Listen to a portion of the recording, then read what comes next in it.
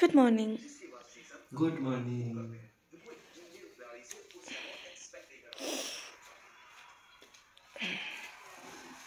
এখানে এলে মন ভালো হবে না কেন?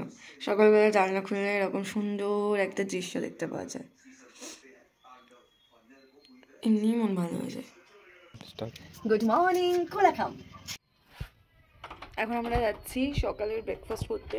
কোলাখাম থেকে আরেকটু পরেই আমরা বেরিয়ে যাব। ব্রেকফাস্টটা করে ব্যাকপ্যাক গোছানো আছে, আর কিছুক্ষণ পরেই আমরা বেরিয়ে যাব।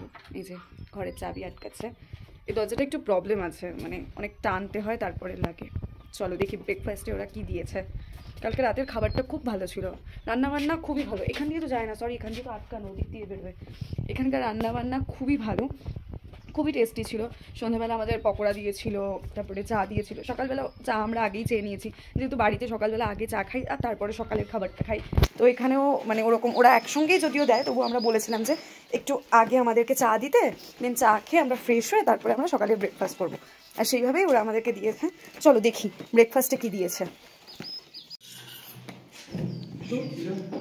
রুটি আছে, রুটি আছে, স্যালাড আছে, এখানে একটা চাটনি আছে, তরকারি ওরা দেবে। না না, নর্মাল ঘরোয়া রান্নাই তো, ইস্ট ফিস্ট কেন দেবে?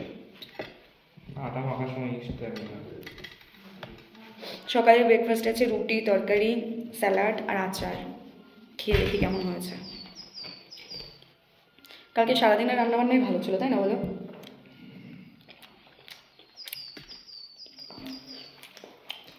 ভালোই, রুটিগুলো নরম হওয়াতে আরও ভালো লাগছে।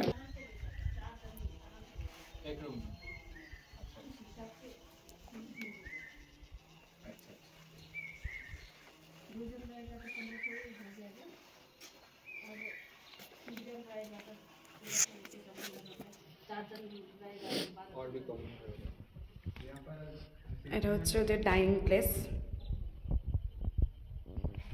ওনার একটা বাথরুম আছে হাত হাত ধোয়ার জন্য। খুব পরিষ্কার পরিচ্ছন্ন একটা হোমস্টে। उसका ही नंबर है। हाँ, इसमें मेरा हस्बैंड का भी है और ये जो व्हाट्सएप नंबर छोड़ो है, एकटू। और मेरा बेटा का है। छोड़ो एकटू। प्रवीण, इसमें तो बड़ा बड़ा रूम है ना, 4 जन 5 जन किचन। 6 जन, वैसे ग्रुप में भी रह सकते हैं। এটা হচ্ছে কিচেন। लड़का लोग 2। সকালের ব্রেকফাস্ট সেরে কোলাখামকে বিদায় জানিয়ে আমরা এবার চললাম কাফেরকার উদ্দেশ্যে। পথে পড়েছিল লাভা মনেস্ট্রি, তো সেখানেই আমরা দাঁড়িয়েছিলাম। আমি ঢুকে গেছিলাম, আমরা 3 জন গেছিলাম, কারণ অনি ভেতরে যায়নি। ওর নাকি মনেস্ট্রিতে যেতে খুব একটা ভালো লাগে না, তাই জন্য ও যায়নি, ও বাইরেই অপেক্ষা করছিল। আর আমরা 3 জন, মানে আমাদের যে ট্রাভেল পার্টনার ছিল দীপায়নদা, রাধাশ্রীদি, আমরা 3 জনে মিলে চলে গেছিলাম মনেস্ট্রিটা ঘুরে দেখবো বলে। বেশ সুন্দর, একদম শান্ত নিরিবিলি একটা পরিবেশ, খুব ভালো লাগছিল। আর এখান থেকে না পুরো লাভাটাকে দেখা যাচ্ছিল, পাহাড়ের ওপর ছোট্ট ছোট্ট ঘরগুলো, এত কালারফুল, কি ভালো লাগছিল দেখতে। আমার পাহাড়ের বাড়িগুলো স্ট্রাকচার খুব ভালো লাগে। জায়গাটা এতটা সুন্দর, রাস্তাটা পুরো মাখনের মতো। মানে এই জায়গাটা দেখে ওরা ড্রোন ওড়ানোর লোভটা সামলাতে পারলো না, তাই ও ভাবলো যে একটুখানি দাঁড়িয়ে যাই, ড্রোনটা উড়িয়ে নিই। মানে মেবি গাড়ি মানে গাড়িও চলবে, ড্রোনও উড়বে, এরকম অটোমেটিক কিছু সিস্টেম আছে ড্রোনের, তো সেভাবেই চলবে। जाओ।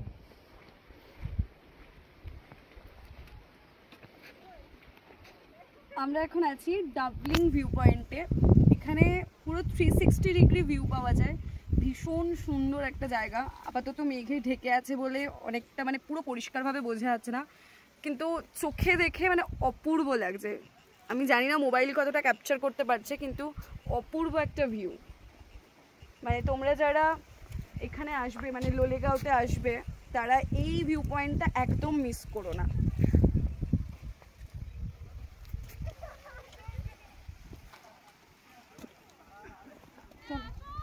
ফাইনালি আমরা এসে পৌঁছেছি কাফেরগাঁও। এইবার আমাদের হোমস্টে হচ্ছে, কি জানো হোমস্টেটার নাম? Forest cabin. ফরেস্টের মধ্যে দিয়ে যেতে হবে। ফরেস্টের মধ্যেই আছি। হ্যাঁ, ফরেস্টের মধ্যেই আছে, কিন্তু ওটা মানে আরো বেশি ভেতরে মনে হচ্ছে। জঙ্গল মে মঙ্গল करेंगे आज। ফরেস্ট কেবিন, এটা হচ্ছে আমাদের হোমস্টে। ওই যে আমাদের হোমস্টে, বাহ বাহ। না না না, ওইগুলো থেকে আমাদের কাফের গাঁওয়ের যে হোমস্টেটা ভীষণ সুন্দর, অনেকটা রাস্তা থেকে নিচে নামতে হয়, এরকম সিঁড়ির মতো করা আছে, অনেকটা নিচে নামতে হয়, তারপরে আমাদের হোমস্টেটা। ওদের রাস্তার ওপরেও যদিও মানে হোমস্টে রয়েছে, কিন্তু আমরা সেটা বাছিনি, আমরা এই কেবিন ফরেস্ট যেটা ফরেস্ট কেবিন যেটা একদম অনেকটা নিচে জঙ্গলের মধ্যে, আমরা সেই হোমস্টেটাই বেছেছিলাম। তো এখানে পরপর 4টে রুম আছে, আর আমাদের রুম ছিল এইটা। চলো ভেতরটা তোমাদেরকে একটু ঘুরে দেখাই। পুরোটাই কাঠের স্ট্রাকচারের ওপর তৈরি, ছোট্ট একটা হোমস্টে, আর খুব পরিষ্কার পরিচ্ছন্ন। বাথরুমের মধ্যে গিজারের ব্যবস্থা ছিল, সমস্ত রকম ফেসিলিটি ওরা দিয়েছে আমাদেরকে। খুব ভালো, ছোট্ট হলেও ভীষণ ক্লিন ছিল। আর এখান থেকে যে ভিউটা পাওয়া যাচ্ছিল, সেই ভিউটা জাস্ট দেখো কি সুন্দর, পুরো সবুজ আর সবুজ। মানে এখানে বসে এইরকম একটা ব্যালকনিতে জাস্ট মানে বসে থাকলেই মন ভালো হয়ে যায়। পাহাড়ে আসাই আমার তো মনে হয়, আমার ওরকম ঘিঞ্জি মানে আওয়াজওয়ালা জায়গা একদম ভালো লাগে না। আমার এরকম স্তব্ধ নিরিবিলি জায়গা যেখানে শুধু পাহাড়, আমি আর এইরকম জাস্ট নেচারটাকে আমি উপভোগ করতে পারবো, আমার সেটাই সব থেকে ভালো লাগে। সন্ধ্যেতে আমরা চা আর পকোড়ার সাথে মানে গল্প করছিলাম, সঙ্গে তন্দুরি চিকেনও ছিল, খুব ভালো কেটেছিল, আর বোনফায়ারও ছিল। किस मोड़ पे ले आया कि दिल कर हाय कोई ये बताए।